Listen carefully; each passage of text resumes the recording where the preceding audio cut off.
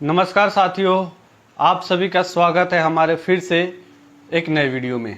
साथियों, आज हम बात करेंगे तमाम उन गिग वर्कर्स के बारे में जैसे कि ओला, उबर, रैपिडो, स्विगी, जोमैटो, ब्लिंकिट, तमाम इन सब ऑनलाइन प्लेटफॉर्म्स पे काम कर रहे वर्करों के बारे में बात करेंगे। ये तमाम गिग वर्कर लगातार काम कर रहे होते हैं, धूप हो, छाया हो, बारिश हो, आंधी हो, तूफान हो, ठंडी हो, गर्मी हो, कुछ भी हो, ये लगातार हमारे लिए काम कर रहे होते हैं।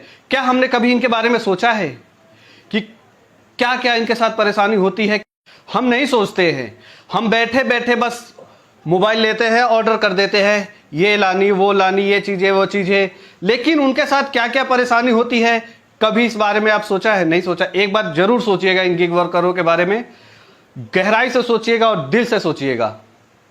चलिए हम आपको स्विगी और जोमैटो वालों की समस्याएं बताते हैं। स्विगी वाले का समस्या ये होती है, अगर ये ऑर्डर लेके आते हैं, इनके पास कई बार ऐसा होता है कंपनी एक ही रूट पे 2-3 ऑर्डर दे देते हैं। तो होता यह है कि अगर ये ऑर्डर लेके जाते हैं कि आपके पास डिलीवर करने, इतने में ही दूसरे कस्टमर का डिलीवर होता है। अगर वो नीचे छोड़ के जाते हैं उनके पास आप और दूसरे कस्टमर के पास ऑर्डर देने, इतने में उनका दूसरा ऑर्डर जो होता है वो अगर वो कोई उठा लेता है या उनका कुछ भी हो जाता है तो इसकी जिम्मेदार उन राइडरों की होती है, ना ही वो ऑर्डर ना जाने कितने की होती है, 2000, 3000, 4000, 5000 कितने की भी होती है। उसका नुकसान अगर कोई उठा लेता है या कुछ चोरी हो जाती है तो ये नुकसान उन राइडरों को भरना पड़ता है। वो राइडर कहाँ से भरेगा? आप ऐसा क्यों करते हैं कि अपने फायदे के लिए एक ही राइडर को 2-2 ऑर्डर दे देते हैं चंद पैसों के लिए? उनका 1000-2000 रुपए का नुकसान हो जाता है अगर उनका चोरी हो जाता है। तो आप इसके बारे में क्यों नहीं सोचते? हम ऐसी पार्सल मंगाते हैं जैसे कि पार्सल में हमारे पास उन पार्सल वालों के पास इतने सारे पार्सल होते हैं और हम बोलते हैं भैया आप ऊपर ले आओ, यहाँ छोड़ दो, वहाँ छोड़ दो, इसको दे दो, उसको दे। इतने में उनकी होती यह है कि अगर वो ऊपर जाते हैं सोसाइटी में देने तो गार्ड एंट्री नहीं करने देता। एंट्री अगर नहीं करने देता है तो वो पार्सल को बाहर छोड़ के आता है। उसमें कई सारे पार्सल होते हैं जिसमें हो सकता है कोई चोरी कर ले जाता है, तो उसका भरपाई भी उन राइडरों को ही भरना पड़ता है। जो पार्सल मैन होता है, जो पार्सल देने आता है, वो पार्सल देने आता है, उनकी मेन समस्या ये होती है कि सोसाइटी में उनको एंट्री ही नहीं दी जाती है। एंट्री ऐसे दी जाती है जैसे वो कहीं से बम लेके आया हो, कहीं वो चोरी करने जा रहा हो। इस तरह उसके साथ सिक्योरिटी द्वारा टॉर्चर किया जाता है, मतलब उनको ऐसा रिएक्ट किया जाता है उनके साथ। सेम समस्या ओला, उबर, रैपिडो बाइक वाले के साथ भी है। वो लोग, हम क्या करते हैं, हम ओला, उबर, रैपिडो बाइक बुक कर लेते हैं, लेकिन अगर हम उनके साथ जाते हैं, कई कस्टमर ऐसे होते हैं, कई पब्लिक ऐसी होती है जो बाइक पे बैठ जाते हैं, वो हेलमेट नहीं पहनते तो पुलिस वाला चालान कर देता है, ऑनलाइन फोटो खींच के उसके चालान कर देता है। मैडम, मैं आपसे एक बात कहना चाहता हूं, आप हेलमेट नहीं पहनते, आपके बाल खराब होने के कारण, आप हेलमेट नहीं पहनते, जिससे उनका चालान 1000 रुपए तक का आता है। वो मजदूर कहां से भरेगा 1000 रुपए? वो बाइक वाला कहां से भरेगा 1000 रुपए? जो पूरे दिन काम करता है तो शायद 500 रुपए का काम करता है। आप हेलमेट नहीं पहनती है, आप हेलमेट नहीं पहनते हैं क्योंकि आपके बाल खराब हो जाते हैं। आपके हेलमेट बाल खराब होने के लिए नहीं है, आपकी सेफ्टी के लिए है, उन बेचारों को चालान से बचने के लिए होता है। इसलिए आप लोगों प्लीज हेलमेट पहनिए। उन राइडरों के बारे में एक बार सोच के हेलमेट जरूर पहनिएगा प्लीज।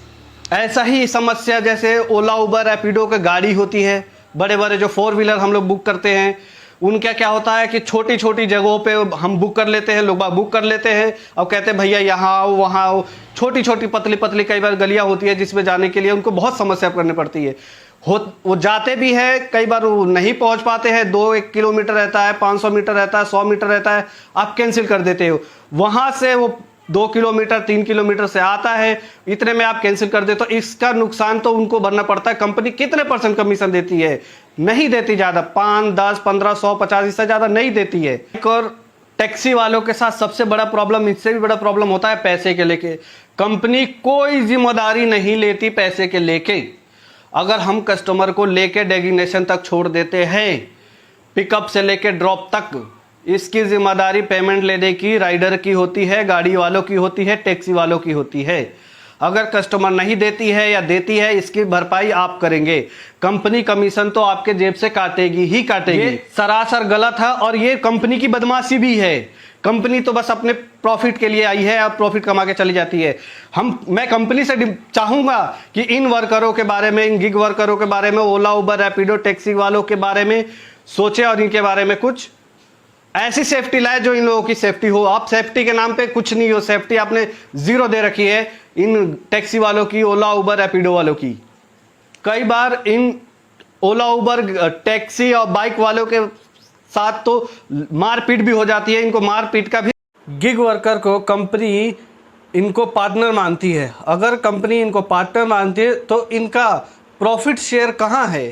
सरकार इन मजदूरों की परिभाषा दे और कंपनी इनकी ESI, PF और बोनस भी लागू करे।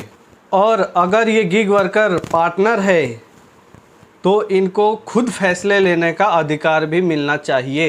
दरअसल ये गिग वर्कर पीस रेट पे काम कर रहे होते हैं, जैसे जितना ऑर्डर देते हैं, जितना काम करते हैं, उतना ही इनको पैसा मिलता है। ये पार्टनर नहीं है, ये पीस रेट वर्कर है। ओला उबर टैक्सी और बाइक वालों के साथ तो मारपीट भी हो जाती है। इनको मारपीट का भी सामना करना पड़ता है। कस्टमर के साथ झगड़ा हो जाता है, या कई बार गाड़ी कहीं हल्की टच हो गई तो ओला उबर रैपिडो वाले को तो ऐसे सोचते हैं ये तो दुश्मन है हमारे, इनके साथ ऐसे लड़ाई करते हैं, ऐसे रिएक्ट करते हैं, न जाने इन्हें क्या कर दिया हो। अरे गाड़ी है, ठीक है, हो गई एक्सीडेंट तो रोड पे चल रहे, होगी ही, लड़ेगी, खरोच आएगी, लेकिन ये कुछ कुछ ऐसे बदमाशी करते हैं इन बेचारों के साथ जैसे इनको मर्डर ही कर देनी है, मार ही देनी है। आज टैक्सी और ओला उबर और गिग वर्कर क्यों आज रोड पे आए हैं? इनकी मजबूरी है ये चलाना, क्योंकि नौकरियां नहीं है। कहीं काम करने जाओ तो कहीं पैसा मांगते हैं, घूस मांगते हैं, कहीं 8-8 घंटे के जगह 12-12 घंटे काम कराते हैं। 8-8 हज़ार में 12 घंटे काम, 16 घंटे काम, 14 घंटे काम कराते हैं। इसलिए सोचते हैं ये हम इसी में काम कर ले। इसमें भी कंपनी अपना कमीशन काट लेती है बढ़ा बढ़ा के, कहीं पेमेंट नहीं मिल पाती, कुछ नहीं मिल पाती। अब इसके लिए मैं एक समस्या और आ रही है राइडरों के साथ, ओला वालों के साथ, कि वो 2 अमाउंट शो करती है, एक अमाउंट क्यों नहीं शो करती, जिसके लेके कस्टमरों के बीच में झगड़ा होता है।